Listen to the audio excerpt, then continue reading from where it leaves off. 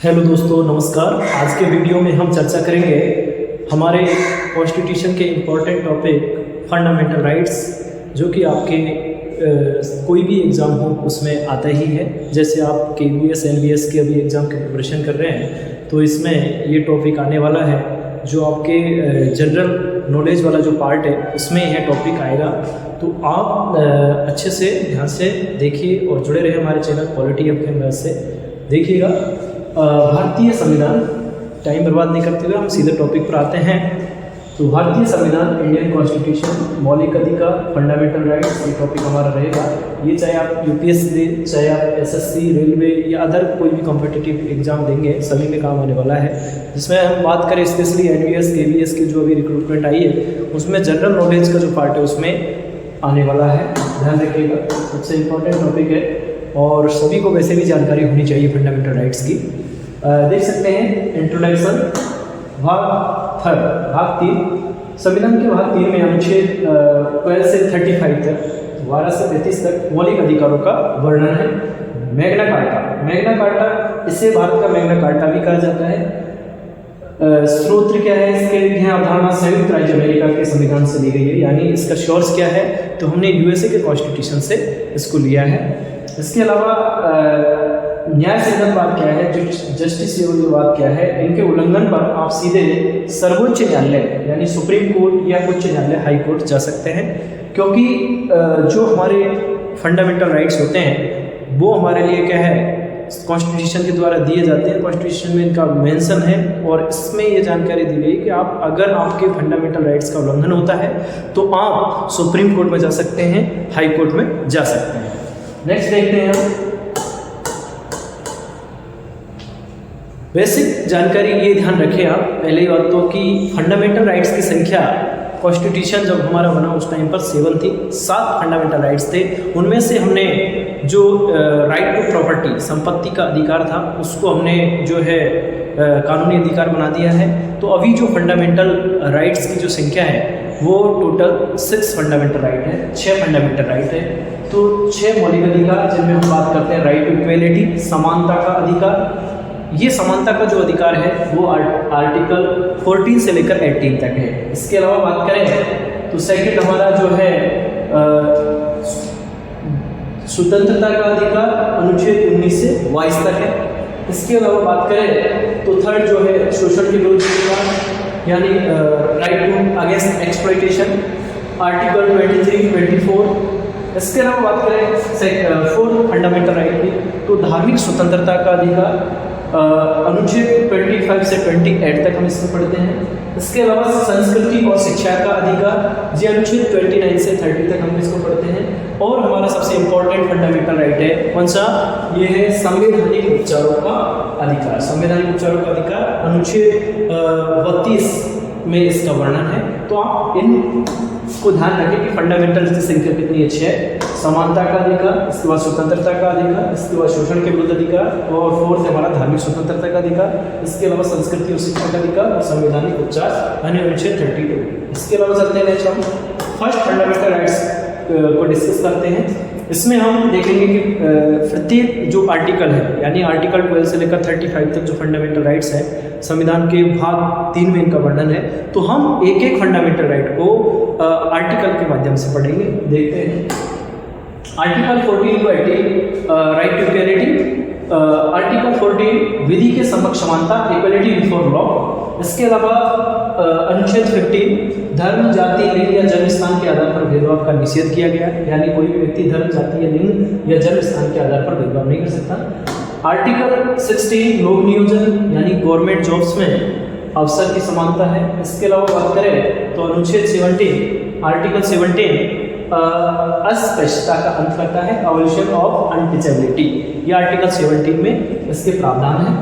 और नेक्स्ट की बात करें तो नेक्स्ट है हमारा अनुच्छेद 18, आर्टिकल 18 अनुच्छेद 18 उपाधियों का अंत, अबॉलिशन ऑफ टाइटल्स, यानी कि जो उपाधि दी जाती है, जो टाइटल्स दिए जाते हैं, उनका क्या है, निषेध किया गया। लेकिन कोई भी अगर हमको कोई भी कंट्री या हमारे किसी व्यक्ति को कोई भी टाइटल देता है या ऑनर देता है तो उसके लिए क्या है कि हमारे जो है यहाँ से परमिशन लेनी होगी, इसके बाद में हम उनको एक्सेप्ट कर सकते हैं। ठीक है। तो ये ध्यान रखना है। लेकिन राजा महाराजाओं के द्वारा जो महाराजा धीराज या ऐसी कोई भी टाइटल दिया जाता था वो बिल्कुल जो है अबॉलिश कर दिया है, खत्म कर दिया गया है। नेक्स्ट फंडामेंटल राइट की बात करें तो वो है हमारा स्वतंत्रता का अधिकार। स्वतंत्रता के अधिकार में देखिएगा आर्टिकल 19 से 22। आर्टिकल 19 से 22 में हम स्वतंत्रता के अधिकार को देखते हैं, राइट टू फ्रीडम को देखते हैं। तो अनुच्छेद 19 सबसे इंपॉर्टेंट है, इसका ध्यान रखिएगा। इसमें अनुच्छेद 19 में आर्टिकल 19 में 6 जो है फ्रीडम दी गई है, यानी 6 स्वतंत्रताएं दी गई है। इसमें बात करें तो फर्स्ट जो बात करें हम 19A में बोलने और अभिव्यक्ति की स्वतंत्रता है, यानी बोलने और अपनी अभिव्यक्ति व्यक्त करने की आज़ादी है। इसके अलावा 19B में बात करें तो शांतिपूर्वक सभा करने की आज़ादी है, कहीं भी आप जो है असेंबल हो सकते हो, सभा कर सकते हो।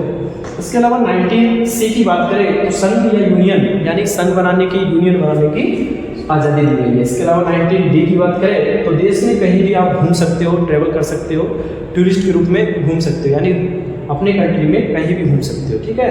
तो ये हमारा जो है 19D, देश में कहीं भी घूमने की आज़ादी है। इसके अलावा 19E में निवास करने की आज़ादी है, आप कहीं भी रह सकते हो, पूरे इंडिया के जम्मू कश्मीर से लेकर कन्याकुमारी तक कहीं भी आप निवास कर सकते हो और रह सकते हो। इसके अलावा 19G, इसमें कोई भी व्यापार करने की आज़ादी है, आप कोई भी ऑक्यूपेशन चूज कर सकते हो या आप कोई भी जो है व्यापार कर सकते हो, ये आपका फंडामेंटल राइट्स, ठीक है। ये आर्टिकल 19 में से स्वतंत्रताएं हैं, ध्यान रखना है। बोलने व्यक्ति की स्वतंत्रता 19A, 19B शांतिपूर्वक सभा करने की आज़ादी, 19C संघ यूनियन बनाने की आज़ादी, 19D देश में कहीं भी घूमने और रहने की आज़ादी, और 19E निवास करने की आज़ादी, और 19G कोई भी व्यवहार करने की आज़ादी। तो ये हमारे फंडामेंटल राइट्स में सेकंड जो फंडामेंटल राइट है स्वतंत्रता का अधिकार, राइट टू फ्रीडम, उसमें हमने अनुच्छेद 19 यानी 6 स्वतंत्रता इसमें देखी है, तो ये आपके सामने है। इसके अलावा चले तो अनुच्छेद 19 देख लिया, तो अनुच्छेद 20 अपराधों के लिए 2 सिद्धि के संबंध में संरक्षण, यानी अपराधों के संबंध में 2 सिद्धि के संबंध में संरक्षण। इसके अलावा अनुच्छेद 21 प्राण और देह स्वतंत्रता, राइट टू लाइफ, ये सबसे इंपॉर्टेंट है और ज़्यादातर एग्जाम में ये आता है, तो आप ध्यान रखें। आर्टिकल 21A शिक्षा का अधिकार, 6 से 14 वर्ष तक के बच्चों को निःशुल्क शिक्षा दी जाएगी, ये आर्टिकल 21A में है। इसके अलावा बात करें अनुच्छेद 22 में कुछ दशाओं में गिरफ्तारी और निरोध से संरक्षण है, कुछ दशाओं में जो है गिरफ्तारी और निरोध से संरक्षण दिया गया है, यानी कि आपको भी राइट है कि आपको जो अरेस्ट किया जाता है तो आप अपने मत रख सकते हो कि क्यों अरेस्ट किया गया, उसका कोई रीजन देना होगा। या कोई भी अरेस्ट करने आता है पुलिस डिपार्टमेंट से, तो आपको यानी वो ऑफिशियल ड्रेस में होना चाहिए या आपके प्रति वारंट होना चाहिए, तभी वो आपको अरेस्ट कर सकते हैं। ये तो आपके फंडामेंटल राइट्स है, ध्यान रखिए। तो हमने बात कर ली आर्टिकल 19 से 22 तक स्वतंत्रता के अधिकार की। अब नेक्स्ट आते हैं शोषण के विरुद्ध अधिकार। शोषण के विरुद्ध अधिकार यानी राइट टू अगेंस्ट एक्सप्लॉयटेशन, जबकि ज़्यादातर लोग कहते हैं शोषण का अधिकार। शोषण का अधिकार नहीं है, शोषण के विरुद्ध अधिकार है। आर्टिकल 23 से 24 इसमें देख सकते हैं आप स्टॉप चाइल्ड लेबर यानी कि जो छोटे बच्चे होते हैं वो उनको वर्क कारखानों में लगा दिया जाता है, फैक्ट्रियों में लगा दिया जाता है। तो ऐसे बच्चों को 6 से 14 वर्ष तक के बच्चों को कहीं भी काम पे नहीं लगाया जा सकता, ये उनका राइट है। तो आर्टिकल 23 देखिएगा, आर्टिकल 23 मानव दुर्व्यवहार और बालात श्रम का निषेध, यह मधुआ मजदूरी और गुलामी को रोकता है। यह मधुआ मजदूरी और किसको रोकता है? गुलामी को रोकता है, आर्टिकल 23। तो ये ध्यान रखना, मानव दुराचार ह्यूमन ट्रैफिकिंग यानी कि कोई भी व्यक्ति को क्या नहीं कर सकता, दुर्व्यवहार नहीं कर सकता उसका, तो इसका भी आपको ध्यान रखना है। इसके अलावा अनुच्छेद 24 आर्टिकल 24 कारखानों थानों आदि में 14 वर्ष से कम आयु के बच्चों के नियोजन का प्रतिषेध किया गया है, यानी prohibition of child labour. Child labour को क्या है? चाइल्ड लेबर का निषेध किया गया है, इस चीज का भी आपको ध्यान रखना है। नेक्स्ट देखते हैं हम, इससे पहले एक जो इसमें छूट गया था वो था आर्टिकल 21A शिक्षा का अधिकार, राइट टू एजुकेशन। इसमें 6 से 14 वर्ष तक के बच्चों को राइट दिया गया है, इसे ध्यान रखें। इसके साथ ही हम याद कर लें तो 0 से 6 तक के जो बच्चे हैं आर्टिकल 45 के अकॉर्डिंग उनको भी क्या है, आंगनबाड़ी या कहीं भी एडमिशन करवाने की जो है अधिकार, यानी उनको भी एडमिशन करवाना होगा, ये माता पिताओं का कर्तव्य होगा। इसके अलावा हम फंडामेंटल ड्यूटी की बात करें तो फंडामेंटल ड्यूटी में भी हमने इसको ऐड किया है। फंडामेंटल ड्यूटी में भी जो लेबर ड्यूटी है उसमें भी 6 से 14 अवस्था के बच्चों के लिए प्रावधान किए गए। तो तीनों आर्टिकल ध्यान रखने, आर्टिकल 21A, आर्टिकल 45 और आर्टिकल 51, जो इसमें हमने 51A जिसमें फंडामेंटल ड्यूटीज को जोड़ा है, ठीक है, 11 नंबर की फंडामेंटल। चलिए नेक्स्ट, इसके अलावा बात करें, ये हमारा हो गया कंप्लीट।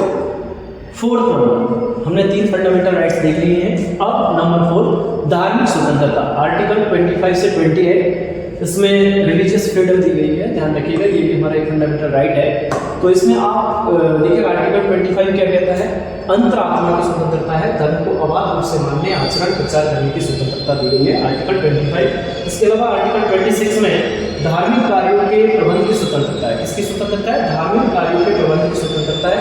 आर्टिकल 27 किसी विशिष्ट धर्म की अभिवृद्धि के लिए करो टैक्सों के संदाय के बारे में स्वतंत्रता दी गई है, आर्टिकल 27 में है। इसके अलावा आर्टिकल 28 शिक्षण संस्थानों में धार्मिक शिक्षा या उपासना में उपस्थित होने के बारे में स्वतंत्रता दी गई, यानी कि आप कोई भी शिक्षण संस्था में धार्मिक शिक्षा या उपासना कर सकते हैं, इसकी आपको फ्रीडम है। इसके अलावा 27 में किसी विशिष्ट धर्म के अभिवृद्धि के लिए करो टैक्सों के संदाय के बारे में स्वतंत्रता, यानी कि गवर्नमेंट किसी भी जो धर्म के आधार पर किसी को भी ऐसा नहीं कि ज़्यादातर उनको प्रॉफिट दिया कि उनको पैसा फंडिंग वगैरह करे। गवर्नमेंट के अकॉर्डिंग सभी रिलीजन क्या है, यानी हमारे कंट्री का कोई भी रिलीजन नहीं है, मीन्स हमारे यहाँ सभी रिलीजन इक्वल है, इस चीज़ का ध्यान रखा गया, यानी कि जब भी फंडिंग होगी तो सभी को इक्वल होगी, इस चीज़ का ध्यान रखा गया। तो ये आपको ध्यान रखना, आर्टिकल 25, आर्टिकल 26, आर्टिकल 27 और 28, इसमें सबसे इंपॉर्टेंट ध्यान रखिएगा, एग्जाम में ज़्यादातर पूछा जाता है। तो ये है आर्टिकल 25, अंतरात्मा की स्वतंत्रता, धर्म को अबाध रूप से मानने, प्रचार करना और आचरण करने की स्वतंत्रता। नेक्स्ट देखते हैं, संस्कृति और शिक्षा संबंधी अधिकार। तो ये एजुकेशनल एंड कल्चरल राइट, इसको ध्यान रखिएगा। ये जो है हमारे आर्टिकल 29 से 30 में दिया गया, आर्टिकल 29 और 30 इससे रिलेटेड है। अल्पसंख्यकों के हितों का संरक्षण किया गया है। यह अधिकार विशेष रूप से अल्पसंख्यकों जिनमें माइनॉरिटी, आपने मेजोरिटी और माइनॉरिटी में समझा होगा, जो बहुमत जिनकी मेजोरिटी अधिक है, जो लोग ज़्यादा संख्या में है, वो मेजोरिटी को बढ़ावा देते हैं, यानी मेजोरिटी में रहते हैं, जबकि माइनॉरिटी में वो जो कम संख्या में लोग निवास करते हैं, इसी से ध्यान रखिए। तो उनकी संस्कृति को, उनकी भाषा को और उनकी लिपि को सुरक्षित रखने के लिए ये प्रावधान किया गया है, ये राइट दिया गया है। नेक्स्ट देखते हैं अनुच्छेद 29, तो इसके आर्टिकल्स हम देख लेते हैं। अनुच्छेद 29 में अल्पसंख्यकों को अपनी भाषा, लिपि, संस्कृति को बनाए रखने का अधिकार है। अनुच्छेद 30 में धर्म या भाषा पर आधारित सभी अल्पसंख्यक वर्गों को अपनी रुचि की शिक्षण संस्था की स्थापना और प्रशासन का अधिकार होगा। धर्म या भाषा पर आधारित सभी अल्पसंख्यक वर्गों को अपनी रुचि के शिक्षण संस्थानों की स्थापना और प्रशासन का अधिकार होगा। नेक्स्ट देखते हैं संवैधानिक उपचारों का अधिकार। संवैधानिक उपचारों का अधिकार, कॉन्स्टिट्यूशनल रेमेडीज, आर्टिकल 32, संविधान की आत्मा और हृदय कहा गया, soul and heart of constitution, soul and heart of constitution, ये डॉक्टर बी आर अम्बेडकर ने कहा था। इसके तहत सर्वोच्च न्यायालय 5 प्रकार के रिट जारी करता है, 5 टाइप्स रिट्स जारी कर सकता है, जिसमें बंदी प्रत्यक्षीकरण, हैवियस कॉर्पस, परमादेश, मेंडामस, प्रतिषेध, प्रोविजन, उत्प्रेषण, सटेनरी और अधिकार रक्षा, क्यू वारंटो, ये 5 तरह की रिट जारी की जाती है। इसका जो है मीनिंग आपको पता होना चाहिए। बंदी प्रत्यक्षीकरण, यानी किसी भी व्यक्ति को बंदी किया बनाया गया है तो उसको 24 आवर तक जो है जेल में रखा जा सकता है, उसके बाद में कोर्ट में पेश करना होगा, ये बंदी प्रत्यक्षीकरण, ध्यान रखिएगा, प्रत्यक्ष दिखाना होगा उसको कोर्ट में। परमादेश का मतलब है कि जो भी आदेश दिए जाते हैं, परमादेश का मतलब जो भी बड़े कोर्ट से आदेश दिए जाते हैं उनको मान्य करना होगा, इस चीज़ का ध्यान रखना है। प्रतिषेध का मतलब जो भी प्रतिषेध, किसी चीज़ को रोकना या उसको रिस्ट्रिक्ट करना। तो इसमें क्या होता है, जैसे हाई कोर्ट ने कोई भी डिसीजन दिया है तो सुप्रीम कोर्ट उसको चेंज कर सकता है, इसी तरह उत्प्रेषण में कोई भी जो है एक कोर्ट से दूसरे कोर्ट में किसी चीज़ को भेजना या उसके बारे में जानकारी है। अधिकार परीक्षा का मतलब मेरा कोई क्या अधिकार है उसके बारे में जानकारी ले सकते हैं, यानी कि अधिकार परीक्षा का मीनिंग समझिए, क्यों आ रहा है। अधिकार परीक्षा का मतलब है कि आपके पास जो राइट हैं, यानी कि आपके अधिकार हैं, उनका हनन नहीं होना चाहिए। अधिकार उनका हनन होता है तो आप सुप्रीम कोर्ट जा सकते हैं, ये अधिकार परीक्षा के अंदर दिया है, क्यों वारंट है। तो इस प्रकार हमारे ये जो है 6 तरह के फंडामेंटल राइट दिए गए हैं, इनको आपको ध्यान रखना है और इनके आर्टिकल्स आपको ध्यान रखने हैं। तो ये आर्टिकल 32 ध्यान रखिएगा, सबसे इम्पोर्टेंट है। अब कुछ हम महत्वपूर्ण क्वेश्चंस हैं, मल्टीपल चॉइस क्वेश्चन, दो चार इंपॉर्टेंट क्वेश्चन जो इस फंडामेंटल राइट से बनते हैं, वो बार बार एग्जाम रिपीट होते हैं, उन क्वेश्चनों को हमने शामिल किया। देखिए, कानून के समक्ष समानता, इक्वलिटी बिफोर लॉ की अवधारणा किस देश के संविधान से ली गई है? तो ये इक्वलिटी बिफोर लॉ की अवधारणा, यानी कानून के समक्ष सभी समान होते हैं, इक्वल है, तो इसकी अवधारणा किस देश के संविधान से ली गई है? तो ये ध्यान रखिएगा, ये हमारे अमेरिका के संविधान से कानून के समक्ष समानता, यानी विधि की समक्ष समानता, इक्वलिटी बिफोर लॉ, इसमें कानून के समक्ष समानता का विचार ब्रिटेन के संविधान से लिया गया। जब कानूनों के समान संरक्षण, देखिएगा ये चीज इंपॉर्टेंट है, कानूनों के समान संरक्षण अमेरिका से लिया गया, इसमें क्लियर कर दिया गया क्योंकि कानून के समक्ष समानता दी गई है, कानून के समक्ष समानता दी गई है, तो ये कहाँ से ली गई है? ब्रिटेन से। इसमें कानून के समक्ष समानता है, जबकि कानून के समान समानता होगी तो वो यूएसए होगा, जबकि कानून के समक्ष समानता है, इसलिए इसका आंसर ब्रिटेन होगा। इस चीज का ध्यान रखिएगा, इसका आंसर होगा option number B, option number B. Next question, हाँ, डॉक्टर बी आर अम्बेडकर ने संविधान के किस अनुच्छेद को संविधान की आत्मा, सोल ऑफ कॉन्स्टिट्यूशन कहा है? तो अनुच्छेद 14, अनुच्छेद 19, अनुच्छेद 21, अनुच्छेद 32। तो इसमें से जो है हमने अभी पढ़ाई है आर्टिकल 32। आर्टिकल 32 ध्यान रखिएगा, इसमें 5 तरह के रेट जारी की जाती है, बंदी, प्रत्यक्षीकरण, परमादेश, उत्प्रेषण, है ना, तो ये चीजें आपको नेक्स्ट देखते हैं। आपातकाल, इमरजेंसी के दौरान कौन से मौलिक अधिकार निलंबित कर दिए जाते हैं? तो आपको ये भी मालूम होना चाहिए कि जो इमरजेंसी लगाई जाती है, वो इमरजेंसी आपको पता है आर्टिकल 352, 356, 360 इनके तहत ही जो है इमरजेंसी लगाई जाती है। तो इसमें कौन कौन से जो हमारे फंडामेंटल राइट्स है, आर्टिकल्स है, जो है निलंबित नहीं किए जा सकते हैं। तो इसमें आपको ध्यान रखना कौन से जो निलंबित नहीं किए जा सकते, तो इसमें देख सकते हैं आप कौन से हैं, वो है हमारे आर्टिकल 20 दोष सिद्धि के संबंध संरक्षण और आर्टिकल 21 राइट टू लाइफ, ये दोनों इंपॉर्टेंट है, इस चीज को आपको ध्यान रखना है, ठीक है।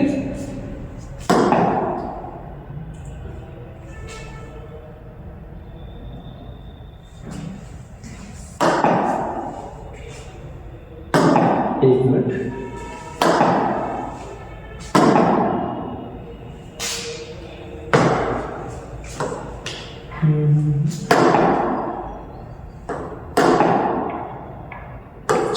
नेक्स्ट चलते हैं। तो इसमें राइट आंसर कौन सा होगा? आपातकाल के दौरान कौन से मौलिक अधिकार निलंबित नहीं किए जा सकते? तो इसमें आर्टिकल 20 और आर्टिकल 21, ऑप्शन बी राइट होगा। इसमें देखिए 44 के संविधान संशोधन 1978 के अनुसार अनुच्छेद 20 दोष सिद्धि से संरक्षण और अनुच्छेद 21 जीवन का अधिकार आपातकाल में निलंबित नहीं हो सकते हैं, चाहे इमरजेंसी लगे। 352, 356, 360 ये जो है प्रेसिडेंट को पावर देते हैं कि कंट्री में कोई सिचुएशन ऐसी हो, कोई वॉर वगैरह हो रहा हो या फाइनेंशियल प्रॉब्लम के लिए 360, अगर कोई अटैक कर दिया किसी कंट्री ने तो उसके लिए हमारे 352 और 356 इंपॉर्टेंट है, इस चीज़ से ध्यान रखिए। तो ये जो है 44 संविधान संशोधन 1978 के तहत ये फिक्स किया गया, आर्टिकल 20 और 21 को निलंबित नहीं किया जा सकता है, ठीक है, इतना ध्यान रखिएगा। और इसी के साथ एक ध्यान रखना है, जो राइट टू प्रॉपर्टी है उसको हमने आर्टिकल 44 जो अमेंडमेंट 44 के संविधान संशोधन अमेंडमेंट 44 के अकॉर्डिंग 1978 में हमने जो है राइट टू प्रॉपर्टी जो एक फंडामेंटल राइट्स था उसको कानूनी अधिकार बना दिया है, यानी उसको आर्टिकल 300 के सब क्लॉज 1 में रखा गया है, ठीक है, इतना ध्यान रखिएगा। नेक्स्ट करते हैं। तो इसी के साथ जो है हमारा जो फंडामेंटल राइट्स का टॉपिक है यहाँ पर ही होता है।